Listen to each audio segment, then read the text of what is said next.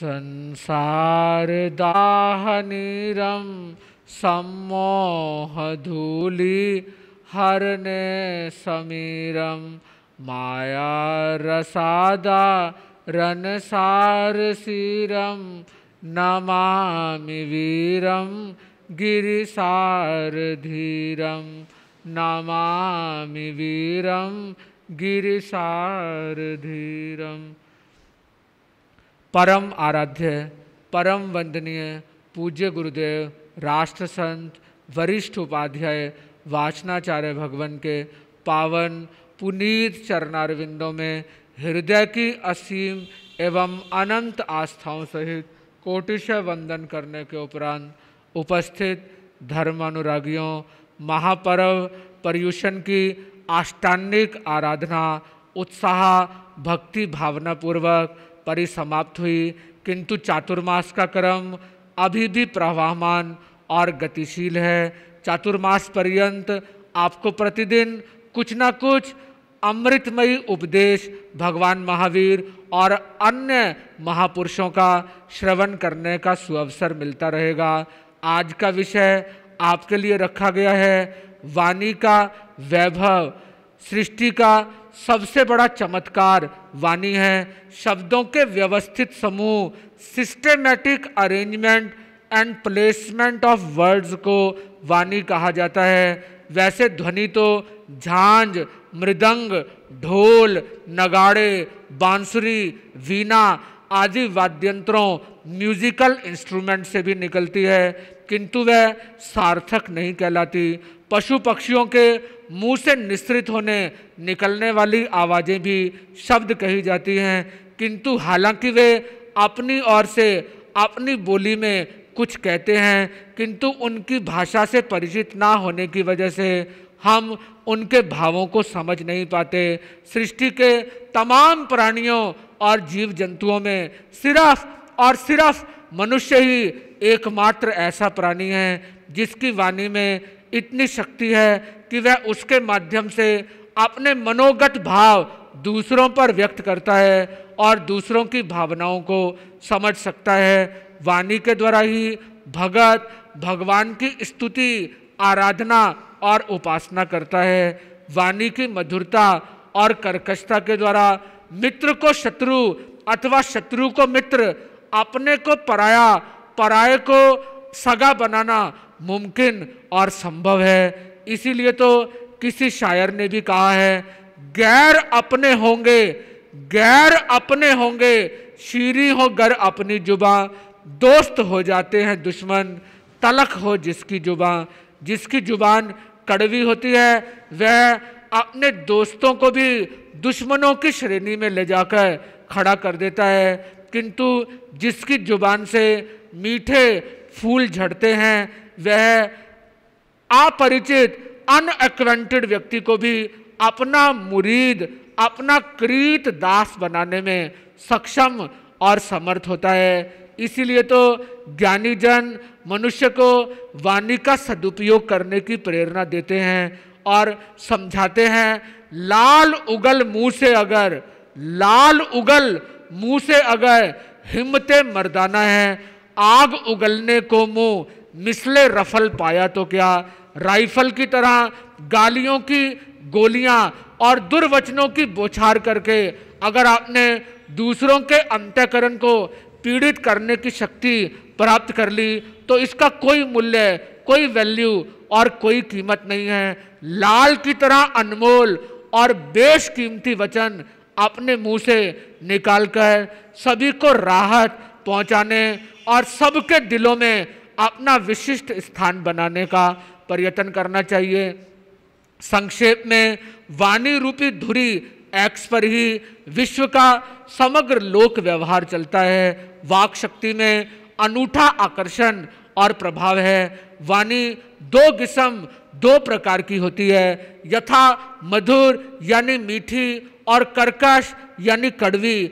अगर वाणी की मधुरता को देखा जाए तो वह मनुष्य के अलावा अन्य प्राणियों और जीव जंतुओं में भी पाई जाती है। यथा कोयल में, कोयल की कुहुक में इतनी मिठास होती है कि उसकी समानता दुनिया की मधुर से मधुरतम संगीत लहरी वेव लेंथ भी नहीं कर सकती। कवियों की काव्य भूमि में आकर तो वह इमोर्टल और अमर हो गई है। कोकिल का वर्ण काला होता है, शरीर का सौंदर्य उसे अनफॉर्चुनेटली दुर्भाग्यवश नहीं मिला, किंतु वाणी माधुर्य का जादू अवश्य प्राप्त हुआ है। कौआ भी उसी वर्ण का, उसी जैसी शक्लो सूरत आकृति का होने पर भी वाणी की मिठास नहीं पा सका। इसी आशय और अभिप्राय से तो कहा गया है, काकै कृष्ण पिका कृष्ण को भेद काक पिकाक्यो वसंत समय संप्राप्ते काकै काकै पिकै पिकै, अर्थात कौआ और कोयल दोनों ही श्याम वर्ण के होते हैं। बसंत ऋतु मौसम बहार स्प्रिंग सीजन आने पर वाणी की बोलने की कला से पता चलता है कि कौन सा कौआ है और कौन सी कोयल है। मेरे कहने का आशय और अभिप्राय यही है कि जब पक्षी होने पर भी कोकिल की वाणी सबको लुभा लेती है, मंत्र मुग्ध कर लेती है, तो फिर मनुष्य की जुबान में अगर मिठास हो, रस हो, आकर्षण हो, तो उसके प्रभाव, उसके असर का तो कहना ही क्या है। मिष्ट भाषी का लोक पर क्या प्रभाव पड़ता है इसे आप अच्छी तरह जानते हैं। एक गुणी व्यक्ति को भी कर्कश कड़वे लफ्जों में बातचीत करते हुए देखकर श्रोता उससे मुंह मोड़ते हैं, और एक निर्गुण व्यक्ति को भी मीठे स्वर में बोलते हुए देखकर लोग बरबस ही उसके चुंबकीय आकर्षण से खिंचे हुए उसकी ओर आकर्षित हो जाते हैं। घोर से घोर कलह, लड़ाई और झगड़े के समय भी मधुर भाषी का वचन आग पर शीतल जल के छींटों के समान काम करता हुआ देखा जाता है। तारीफ की बात तो यह है कि शीतल वचनों को बोलने से कोई हानि, कोई नुकसान नहीं होता। एक कानी कौड़ी भी खर्च नहीं करनी पड़ती, तो फिर क्यों ना मीठे लफ्जों और मीठे वचनों का प्रयोग किया जाए। इसमें जब कोई खर्चा, कोई हानि नहीं होती, सिर्फ लाभ ही लाभ छिपा हुआ है, तो फिर हर बुद्धिमान और समझदार व्यक्ति को दूसरों को प्रिय लगने वाले वचनों का इस्तेमाल करना चाहिए। नीति शास्त्र में कहा गया है, प्रिय वाक्य प्रदानेन सर्वे तुष्यन्ति जंतवे तस्मात् तदेव वक्तव्यम वचने का दरिद्रता, अर्थात प्रिय वचन बोलने चाहिए। प्रिय वचन बोलने से सारी कायनात, सारी सृष्टि, सारे जीव जंतुओं को अपने वश में और काबू में किया जा सकता है। तो फिर क्यों ना मीठे वचन बोले जाएं, क्योंकि मीठे वचन बोलने में तो कुछ खर्च भी नहीं करना पड़ता। जिस काम को करने में खर्चा कुछ ना हो और फायदा ही फायदा होता हो, तो उस काम को करना हर बुद्धिमान और समझदार व्यक्ति के लिए आवश्यक और अनिवार्य होता है। मधुर भाषा के प्रभाव से बिगड़े हुए अथवा बिगड़ने की ओर जा रहे काम भी सुधर और संवर जाते हैं। बादशाह लोग बड़े एक्सेंट्रिक, तुनक मिजाज स्वभाव के होते हैं। हालांकि अकबर बहुत विनीत और शालीन स्वभाव का व्यक्ति था, किंतु फिर भी एक दिन जब वह दरबार में बैठा था तो ना मालूम उसके दिमाग में क्या बात आई। उसने एक नजूमी, एस्ट्रोलॉजर, ज्योतिषी को बुलवा भेजा और भरे दरबार में उससे पूछा, ज्योतिषी महोदय जरा ये तो बताओ कि मेरी उम्र कितनी है। बेचारे ज्योतिषी को ज्योतिष शास्त्र में तो महारत, पारंगतता हासिल थी, किंतु दुर्भाग्यवश उसे बोलने की कला का रत्ती मात्र भी ज्ञान नहीं था। हिसाब किताब, एस्ट्रोलॉजिकल कैलकुलेशंस लगाने और ग्रहों के गोचर, प्रभाव, दृष्टि आदि अन्य पर विचार करने के उपरांत उसने निवेदन किया, जहांपना आपकी उम्र का क्या पूछना, आपकी उम्र तो इतनी लंबी है कि आपकी आंखों के सामने आपके तमाम कुटुंबीजन मौत की नींद सो जाएंगे और उसके बाद भी आप लंबे समय तक सकुशल शासन करते रहेंगे। हालांकि बादशाह अकबर बड़ा शांत मिजाज, ठंडे स्वभाव का था, किंतु यह बात सुनकर उसका क्रोध उफन पड़ा और वह ज्योतिषी को सख्त सजा सुनाने ही वाला था कि उसी समय बीरबल, जो अकबर के नवरत्नों में से प्रमुख थे और उस समय दरबार में उपस्थित थे, उन्होंने सारी स्थिति भांपकर अपनी जगह से खड़े होकर निवेदन किया, आलम पनाह, नाराजगी की तो कोई बात नहीं है। नजूमी जी का तो सिर्फ इतना सा अर्ज करना है कि हमारे जहां पनाह की उम्र अपने तमाम कुटुंबी जनों से ज्यादा है और यह तो हम सभी के लिए खुशी और फक्र की बात है। इसी बात को, ज्योतिषी के ही कथन को चतुराई मिश्रित मधुरता पूर्वक अकबर के सामने बीरबल के द्वारा रिप्रोड्यूस करने से, दोबारा कथन करने से अकबर का गुस्सा काफूर हो गया और उसने शांतिपूर्वक ज्योतिषी को समुचित सम्मान दान दक्षिणा देकर वहां से विदा किया। कहने का अभिप्राय यही है कि सत्य तो बोला जाए, किंतु उसमें माधुर्य और मिठास जरूर होनी चाहिए, जिससे किसी के मन में उस सच्चाई को सुनकर उद्वेग और खिन्नता ना हो, किसी के दिल का शीशा टूटकर चकनाचूर ना हो जाए, किसी की फीलिंग्स, भावनाएं चोटिल और क्षतिग्रस्त ना हो, किसी को ठेस ना पहुंचे। इन सब बातों का ध्यान रखते हुए बोलने का प्रयत्न करना चाहिए। एक नेत्रहीन, अंधे, ब्लाइंड व्यक्ति को देखकर अगर कहा जाए अबे अंधे एक और हो जा, तो उसे कितना दुख होगा। ये वचन उसके अंधता, ब्लाइंडनेस के मार्मिक घाव पर चोट पहुंचाने का कार्य करेंगे। उसका अंतःकरण तिलमिला उठेगा, उसे बहुत कष्ट और तकलीफ की अनुभूति होगी। किंतु अगर उसे प्रेम पूर्वक कहा जाए, भाई सूरदास कुछ पीछे की ओर हो जाओ, कहीं ऐसा ना हो किसी दूसरे की जल्दबाजी और गलती का खामियाजा तुम्हें भुगतना पड़े, इसलिए पीछे की ओर खड़े होकर स्वयं को सुरक्षित करना ज्यादा उचित और ठीक रहेगा। तो ये शब्द अंधता के मार्मिक घाव पर औषधि, मलहम और ऑइंटमेंट का कार्य करेंगे और ये उसके कर्म जनित दुख को घटाने और कम करने में उसके सहायक और मददगार बनेंगे। इसलिए मानव को चाहिए कि वह अत्यंत विवेक पूर्वक, जुडिशियसली बोले।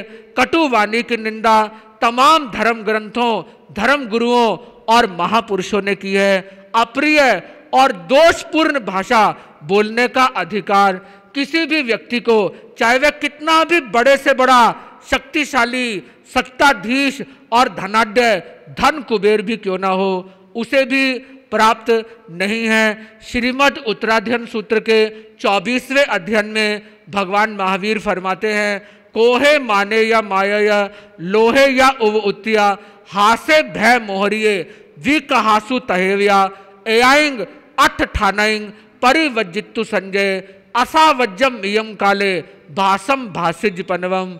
बुद्धिमान व्यक्ति को समय पर थोड़ी और निर्दोष वाणी का उच्चारण करना चाहिए।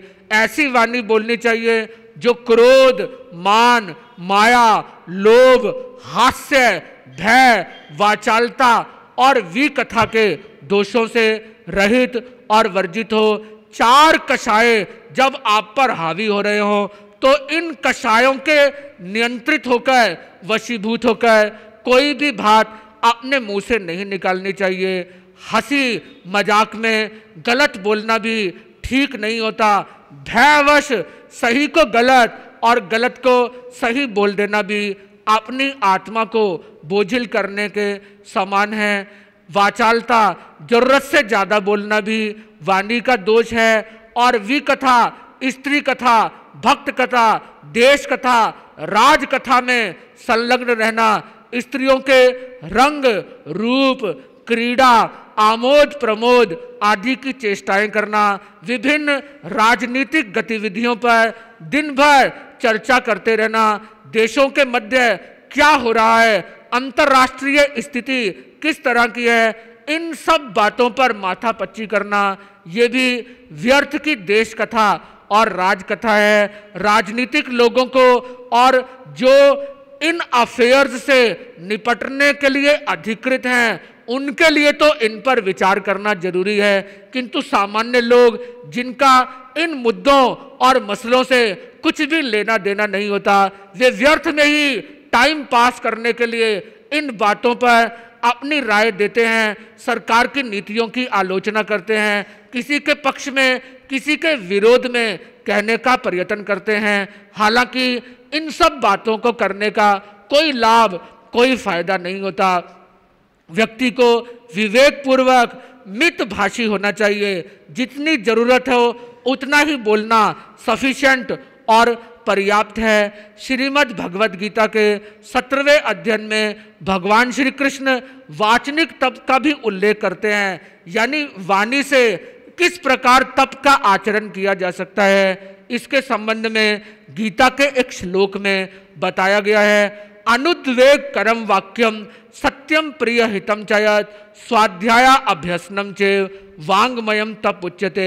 अर्थात जो सुनने वाले के मन में उद्वेग, खिन्नता और अशांति को पैदा ना करता हो, सत्य हो, प्रिय हो, हितकारी हो, स्वाध्याय का अभ्यासी हो, ऐसा संभाषण वाचनिक तप कहा जाता है। मनुस्मृति जो वैदिक परंपरा का एक उत्तम और श्रेष्ठ ग्रंथ है, उसमें आचार्य मनु कहते हैं, सत्यम ब्रूयात प्रियम ब्रूयात, सत्य बोलो किंतु प्रिय बोलो, मां ब्रूयात सत्यम अप्रियम, अप्रिय सत्य कदापि बोलने योग्य नहीं होता।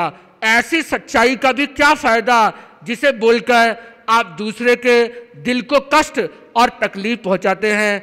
ऐसा वचन चूंकि हृदय विदारक होता है, हृदय वेधक होता है, इसलिए उसे बोलना कदापि उचित और श्रेष्ठ शास्त्रकारों द्वारा स्वीकार नहीं किया गया। इस प्रकार सभी शास्त्र किसी की अंतरात्मा को चोट पहुंचाने वाले वचनों का प्रयोग करने का निषेध करते हैं और ऐसे वचनों का इस्तेमाल करने वालों को नराधम यानी मनुष्य के चोले में हैवान, शैतान और पिशाच मानते हैं। आचार्य चाणक्य जो कूटनीति के बहुत बड़े वेता हुए, उन्होंने चाणक्य नीति में कहा है, परस्पर मर्मानी ये भाषणते नर अधमते, यानी जो लोग परस्पर मर्म भेदी वचन बोलते हैं, यानी किसी ने आप पर एतबार और भरोसा करके अपना कोई रहस्य, अपनी कोई गूढ़ बात, अपनी कोई सीक्रेट आपके साथ शेयर कर ली, कालांतर में आपका उसके साथ बिगाड़ पैदा हो गया, दूरियां उत्पन्न हो गई, तो आप उसको लेट डाउन करने, उसकी इज्जत को धूमिल करने के लिए उसके द्वारा आप पर विश्वास करके कही हुई बातों को लोगों के सामने कहते हैं और इस तरह उसकी इज्जत और आबरू को मिट्टी में मिलाने का प्रयत्न करते हैं। तो ऐसा करने वाले नर अधम होते हैं। उन्हें इंसान तो क्या, पशु भी नहीं कहना चाहिए, क्योंकि पशु भी विश्वासघात जैसा भयंकर पाप अपनी जिंदगी में कभी करने का प्रयत्न नहीं करते। एक तरह से वे पशुओं से भी हीन, तुच्छ और घटिया साबित होते हैं। वे नीच, शैतान, हैवान और पिशाच के समान बन जाते हैं। बंधुओं, शरीर की आकृति मनुष्य के लिए बड़ा महत्व रखती है, किंतु वचनों का सौंदर्य उससे भी ज्यादा मूल्यवान और कीमती होता है। चेहरे पर कितनी भी खूबसूरती क्यों ना हो, किंतु अगर वचनों में माधुर्य, मिठास और खूबसूरती नहीं है तो चेहरे का सौंदर्य भी फीका लगेगा। और इसके विपरीत चेहरा कुरूप, बदसूरत और बदशक्ल होने पर भी अगर किसी व्यक्ति की वाणी में मिठास, माधुर्य, मधुरिमा और स्वीटनेस है तो वह सबके दिलों में, सबके मनों में अपना ऊंचा स्थान बनाने में कामयाब हो जाता है। वह सभी का फेवरेट और प्रिय पात्र बन जाता है। उसके एक इशारे पर हजारों लोग उसके हुक्म का पालन करने के लिए उद्यत और तत्पर हो जाते हैं। एक महत्वपूर्ण बात और समझने लायक है, वह बात यह है कि शरीर की कुरूपता को बदलना मनुष्य के वश की बात नहीं है, किंतु वाणी की कुरूपता को अगर इंसान चाहे तो वह सहज ही बदल सकता है। शरीर की चमड़ी के सांवले, गेहुए अथवा काले रंग को अच्छे से अच्छे, कीमती से कीमती, बेहतरीन से बेहतरीन और सैकड़ों नहीं हजारों रुपयों की कीमत रखने वाले साबुनों के द्वारा रगड़ रगड़ कर भी गौर वर्ण में, फेयर कंप्लेक्शन में तब्दील नहीं किया जा सकता। सुगंधित क्रीम, इत्र, powder, face pack, moisturiser, cleanser आदि लगाकर भी उसे चमकाना और गोरा कर पाना, इल्यूमिनेटिंग और चमकदार स्किन बनाना किसी के लिए मुमकिन और संभव नहीं होता, किंतु वचनों की कलुषता को अगर आप चाहें तो सहज ही उसे सुंदर, सरस, मधुर और परम पवित्र बना सकते हैं। बंधुओं, वाणी के द्वारा ही मनुष्य के हृदय की पहचान दूसरों को होती है। मिट्टी के घड़े को टनकार कर, बजाकर उसकी आवाज से मालूम होता है कि वह फूटा हुआ है अथवा साबुत है। फूटे हुए ढोल की आवाज ऊट पटांग और बेसुरी होती है। इसी तरह जिह्वा के द्वारा आपके अंतरंग की झलक दूसरे व्यक्ति को पता लग जाती है। अगर आपकी जिह्वा से कटु शब्द निकलेंगे तो सुनने वाला समझ जाएगा कि आपका अंतःकरण मलिन और गंदा है, और अगर आप प्रिय और मीठे शब्दों का इस्तेमाल करते हैं तो श्रोता सहज ही समझ सकता है कि आपका अंतःकरण निर्मल, पवित्र है और आप हमेशा दूसरों को सुख और राहत पहुंचाने का कार्य करने में लगे रहते हैं। जीभ के द्वारा मनुष्य की मानसिक और शारीरिक दोनों प्रकार की खामियों और खूबियों का पता चलता है। Bye examining the tongue physicians find out the diseases of the body, philosophers the diseases of the mind and the spirit। जीभ की जांच पड़ताल करके नाड़ी वैद्य और कुशल चिकित्सक आपके शरीर के रोगों को सही सही डायग्नोज कर लेते हैं, और बुद्धिमान, विचारक, ज्ञानी लोग जिस तरह की आप वाणी बोलते हैं, आपके द्वारा प्रयुक्त होने वाले वचनों के आधार पर आपके हृदय को, अंतःकरण को परख लेते हैं कि आपकी भावनाएं किस किस्म की हैं, आपके विचार कैसे हैं, आपके संस्कार किस किस्म के और किस श्रेणी के हैं। इसीलिए तो कहा जाता है कि जिह्वा के द्वारा बोला हुआ मर्म घाती वाक्य सुनने वाले के हृदय को विदीर्ण कर देता है। इसीलिए तो एक पाश्चात्य विचारक ने भी कहा है, the wound from the tongue is worse than the wound from the sword, for the later affects only the body, the former the spirit। तलवार का आघात जिह्वा के आघात से कम भयंकर और कम खतरनाक होता है, क्योंकि तलवार तो सिर्फ शरीर पर घाव लगाती है और जबान आत्मा को छलनी छलनी कर देती है। तलवार का घाव चाहे कितना भी गहरा क्यों ना हो, किंतु समय पाकर वह हीलअप हो जाता है, भर जाता है। किंतु दुर्वचनों के द्वारा आप जो घाव, जो चोट, जो पीड़ा, जो तकलीफ और जो वेदना दूसरों को पहुंचाते हैं, वह जिंदगी भर कभी भुलाए जाने का नाम नहीं लेती। इसीलिए तो सर फिलिप सिडनी ने भी कहा है, no sword bite so fiercely as an evil टंग।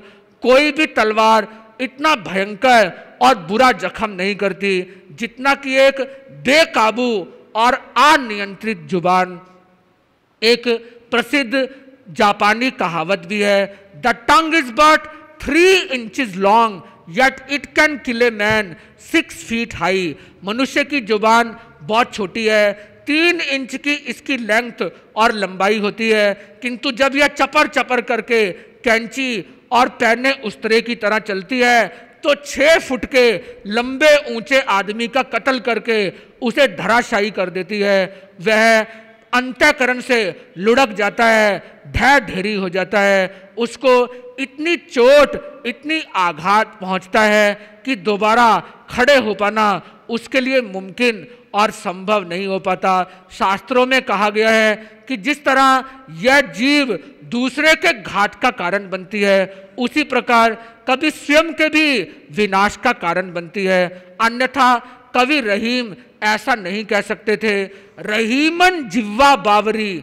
जरा समझिए, रहीमन जिह्वा बावरी, कह गई सर्ग पताल, आप तो कह भीतर गई जूती खात कपाल। यह है इसकी करामात। खुद तो ऊट पटांग, बेतुका, बेसिर पैर का अनर्गल जो जी में आता है बक जाती है, बाहर निकाल देती है और फिर मुंह की गुफा में छिपकर सुरक्षित होकर बैठ जाती है। किंतु जो गजब यह ढाती है, अनर्गल प्रलाप करती है, उसका परिणाम शरीर को भुगतना पड़ता है। लातों, घूंसों, मुक्कों का प्रहार व्यक्ति के शरीर को बर्दाश्त करना पड़ता है। इसीलिए तो ज्ञानी जन कहते हैं कि व्यक्ति को कभी भी ऐसी भाषा का प्रयोग नहीं करना चाहिए जिसकी वजह से उसकी लोक में निंदा और भर्त्सना हो। ज्ञानियों ने एक अन्य बात कही है कि मनुष्य अगर अपने रिश्तों को मजबूत और चिर स्थायी परमानेंट बनाकर रखना चाहता है तो उसे 20 ग्राम वजन की जुबान को लगाम लगाकर रखना चाहिए और उसे 60 या 70 किलो के भारी व्यक्ति को धराशायी करने का कोई हक और कोई अधिकार किसी स्थिति में नहीं देना चाहिए। अगर आप अपनी जुबान पर नियंत्रण और कंट्रोल रखेंगे तो ही आप इस अतिशय पुण्य के उदय से मिली हुई उपलब्धि को भविष्य के लिए भी उपयोगी और सार्थक बनाने में सक्षम और समर्थ हो सकेंगे। वाणी के विवेक के बारे में मनीषी जनों ने बहुत कुछ बातें हमें बताई हैं और समय आने पर हम कई दिनों तक इस विषय में आने वाले प्रवचनों में परिचर्चा करके वाणी विवेक को अच्छी तरह समझने की चेष्टा और प्रयत्न करेंगे। बस आज इतना ही और अधिक नहीं। ओम शांति, ओम शांति, ओम शांति।